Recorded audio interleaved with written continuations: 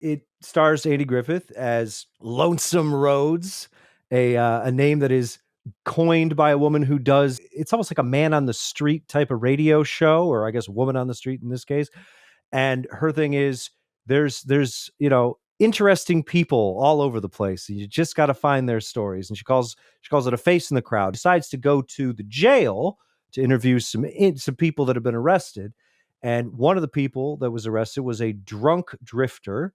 Finds out that he's got a guitar and he can play guitar, so she wants him to play a song.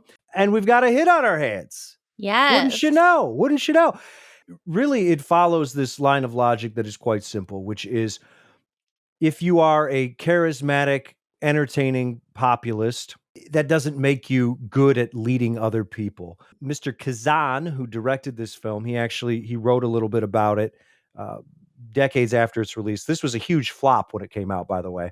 That's so Uh, wild to me. yeah, because it was one That's of those things where it's so just like, wild to this me. could never happen. It's like, well, but he wrote that, and I quote, the qualities in a man which enable him to make money are not related to those necessary to govern well, guide a nation, or provide wisdom to others. If that is not like the perfect encapsulation of not only this movie, but, you know, the general state of everything, and wouldn't you know, we follow the meteoric rise of Mr. Lonesome Rhodes, and we get to see that he's not some just down on his luck drunk drifter. I mean, he is, but he's a manipulative asshole.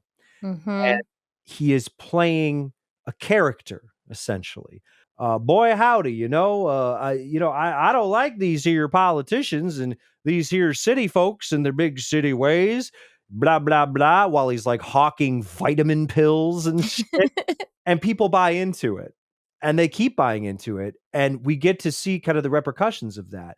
He tells this little anecdote about how a firm mattress, I hear it's better for your back. So why don't we get rid of it? I'll just sleep on the floor. And then you've got all these people like running to buy like his endorsed mattresses. This is the whole thing. And it gets worse and worse and worse. And he realizes how much power he has over people. It's not about like explaining like your value or anything like that. It's about making folks love you. And then they'll follow Mhm. the ends of the earth. And if this sounds familiar, well, it is. Maybe a story of a person who plays a great businessman on TV, even though he's not really a great businessman.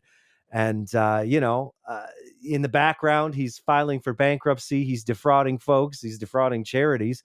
And but everybody thinks he's just one of the guys. This is a wonderful indictment of the contemporary political class and also influencer culture. And I would argue with the kind of proliferation of social media, and everyone is always on. You're always on, whether it's 24-hour news or it's TikTok or it's wherever, you're always in front of an audience. All of these politicians, they are playing characters. And then we buy into it that this is just who they really are when it's not at all. And it's transparently infuriating.